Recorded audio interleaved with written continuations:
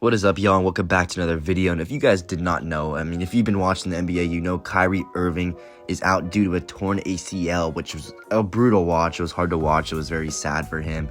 But, the Mavericks just look worse and worse now every day. And when the news broke, Rachel Nichols actually tweeted something saying, Kyrie tearing his ACL wasn't inevitable, but it wasn't unimaginable either.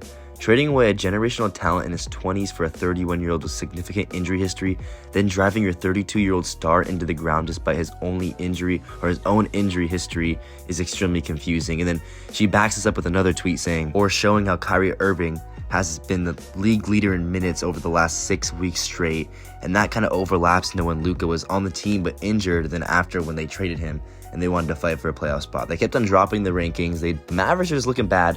They made that dumb trade, in my opinion. It's a dumb trade for Luka, and then it just all went downhill from here. Kyrie Irving, you're running your 32-year-old star who has injury history, like Rachel Nichols just said, into the ground, making him lead the league in minutes over the last few weeks. That's just not smart as an organization. I just don't know what the Mavericks are doing. And Jaden Hardy was kind of a bright spot for them in their last year's playoff run.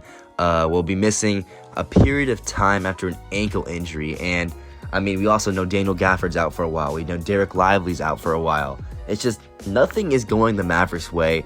And honestly, it could be a little bit of karma for trading away Luka, because it's just like, why? Why would you do that? I just never seen any trade. I know this trade's been gone. It's been long talked about. It's been done for a while. But just still thinking about it, why would you do this?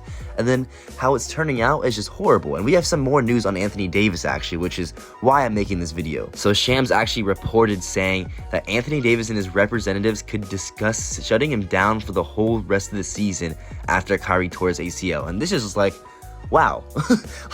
Now you're not going to make the playoffs if you don't. He could come back, but even if he does come back, is he really going to make them a playoff team? He probably will, but first round at most, first round at best, you're getting eliminated. So it's just at that point, it's not really worth it. But shutting him down for the whole season. So you basically traded away Luka for Anthony Davis, who's not going to play. He played one game for you guys, and then Kyrie Irving is going to be out for over a year. Y'all are not looking good at all. And obviously they're older players too. Anthony Davis, mid-30s, or pushing his mid-30s. Kyrie Irving pushing his mid-30s. It's just what are you guys doing? And on a Clutch Points podcast, we have someone named Tim Bontemps, and he said, I'm going to be honest, I don't think Anthony Davis should ever play for the Mavericks again. He shouldn't play for the rest of the season, and they should trade him this summer.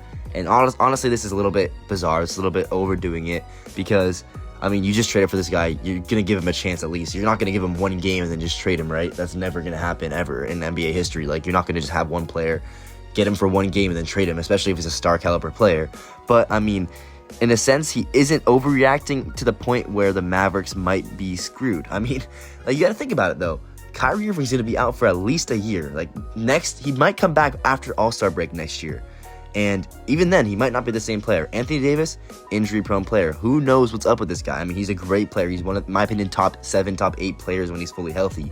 But is he always going to be healthy? Who knows? And especially if a team is not competing, he might sit out some games. He might rest some games. So you don't really know what you're going to get with Anthony Davis. And you traded away your franchise top 5 player in the league for him. It's just horrible. Mavericks, what are you guys doing? And actually looking back on the trade, Jeannie Buss, who is one of the presidents or owners, something like that, of the Los Angeles Lakers, had a quote to say about Anthony Davis. And she said, we have lost the last 3 years in a row to Denver Nuggets in the playoffs, and we really didn't have anything that was going to look different going into the playoffs again.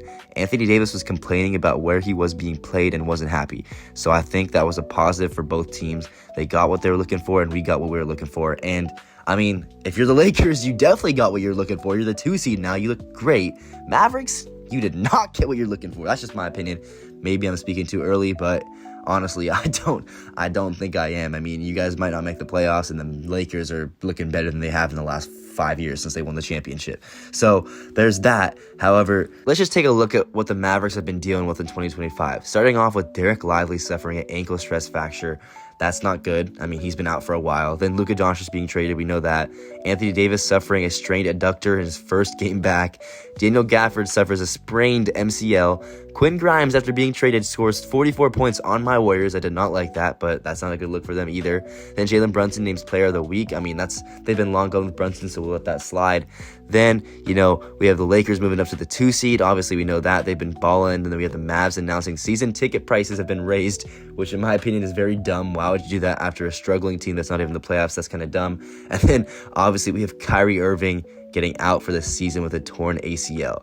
So the Mavericks have not had a great 2025, and it's just looking worse and worse. I don't even know what to title this video, but all I know is the Mavericks are in shambles right now. But Mavericks fans, you guys might be mad at me for the comments I've been saying. I'm just trying to keep it real. I feel bad for you guys. I just think you guys made some questionable moves. And honestly, I'm sure you guys are upset with your front office as well.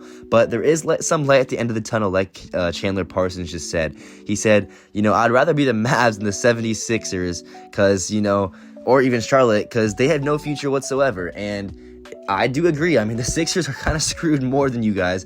At least the Sixers, at least the Mavericks have, a decent team around them. The Sixers just suck.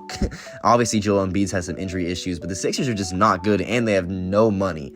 So you could have that, and the Hornets, who even knows the Hornets? They might be trading LaMelo Ball. They're in shambles over there, too. So at least you guys are not those two teams, but, you guys are not in a good position either. So I feel bad for you guys. Like the video if you guys enjoyed the video. Comment, Mavericks fans or any fans, just what your thoughts on this is. It's just, I think you need to make a video on this because I just feel bad for the Mavericks, and it's just rough. And as an NBA fan, it's just rough watching this.